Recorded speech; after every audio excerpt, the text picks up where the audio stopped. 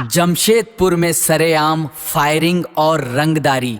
Police ने 5 अपराधियों को दबोचा, हथियार बरामद। जुगसलाई मिल्लत नगर गोलीकांड का हुआ खुलासा। पलटन और राज बच्चा समेत 5 गिरफ्तार। जमशेदपुर में सरेआम फायरिंग और रंगदारी। पुलिस ने 5 अपराधियों को दबोचा, हथियार बरामद। जुगसलाई मिल्लत नगर गोलीकांड का हुआ खुलासा। पलटन और राज बच्चा समेत 5 गिरफ्तार।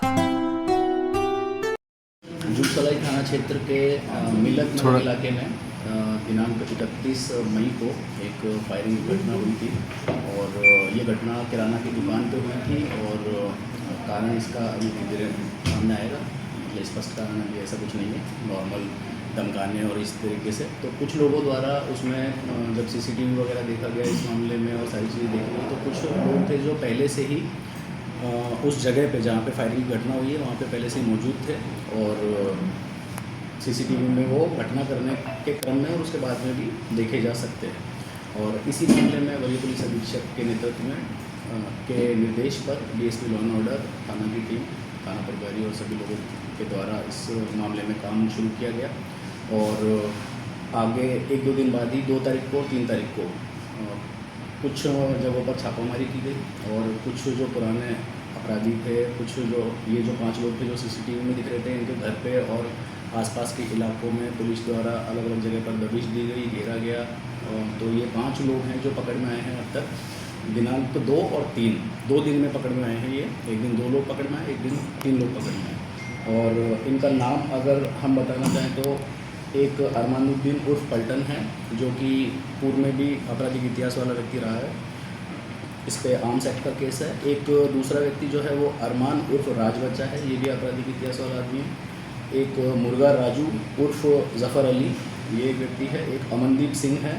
इसमें से एक चीज़ बताना चाहेंगे कि अमनदीप सिंह है, इस पर कोई आर्म्स एक्ट का नहीं, लेकिन एक छिनतई और इस टाइप का स्नैचिंग वगैरह वाला केस है तेलको थाना का।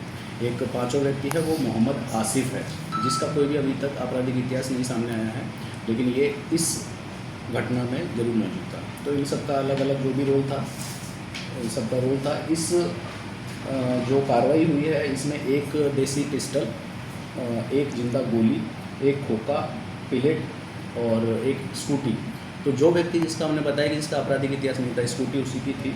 और 4 एंड्रॉयड मोबाइल भी इनके द्वारा, इनके माध्यम से प्राप्त हुए हैं, इनके पास से प्राप्त हुए हैं।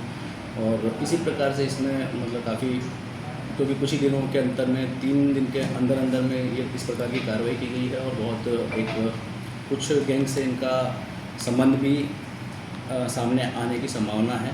बहुत सारी जो प्रचलित गैंग्स हैं उससे इनका संबंध होने का भी साक्ष्य मिलने की संभावना है, जिसकी पुष्टि अभी की जाना बाकी है।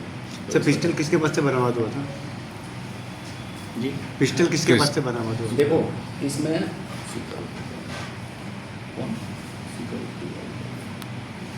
हाँ, देखो इसका सबसे पहले जो इसमें मेन व्यक्ति था पलटन, उसके अपराध स्वीकारोक्ति बयान के आधार पर जो बरामदगी हुई है वो उसके बाद में हुई है। जब वो पकड़ा गया तो उसके बाद में उसकी पुष्टि हुई है। और इसमें जो गोली चलाने वाला था वो यही खुद ही था। सर, 6 महीने पहले भी, हाँ 6 महीने पहले भी राज बच्चा के द्वारा फायरिंग किया गया था क्या उसी क्षेत्र में? हाँ, इसमें एक चीज़ है जो कि महत्वपूर्ण है कि इसका जो कारण है उसमें जो आप बता रहे हैं इस टाइप की किसी घटना का एक का उसके पीछे वो वजह है कि कुछ लोग हैं, दूसरी गैंग है या फिर आपस के ये लोकल लड़के हैं, तो आपस में एक दूसरे को प्रभाव जमाने के लिए और इस तरीके के लिए ये करते हैं। पहले उन्होंने किसी दूसरी चीज़ के लिए एक फायरिंग की घटना ही हुई थी और उसी का ये परिणाम भी हो सकता है। ये एक पहलू है जिस पे अभी विचार किया गया है, कुछ उनके बयान वगैरह में आया है, लेकिन अभी ये बिल्कुल एकदम सही तौर पर है, तो इसको पुष्ट रूप से नहीं कहा जा सकता। किसी को खास टारगेट था फायरिंग? हाँ, वही हमने बताया कि जो पुराना जो चीज़ें थी अभी तक की चीज़ों में जो सामने आया है, तो जो दुकान वाला था जहाँ पर फायरिंग हुई, जो जनरल स्टोर वाला था, उसका कोई कारण अभी समझ में नहीं आता है, सॉलिड रीज़न कोई। तो ये कह सकते हैं कि कोई पुराना वजह रही होगी या फिर कुछ भी जैसा धमकाना, रंगदारी, इस प्रकार का डायरेक्ट इस दुकानदार से कोई लिंक नहीं बन रहा है, तो कारण कुछ ऐसा हो सकता है कि पुराना आपस में रंजिश है इस टाइप।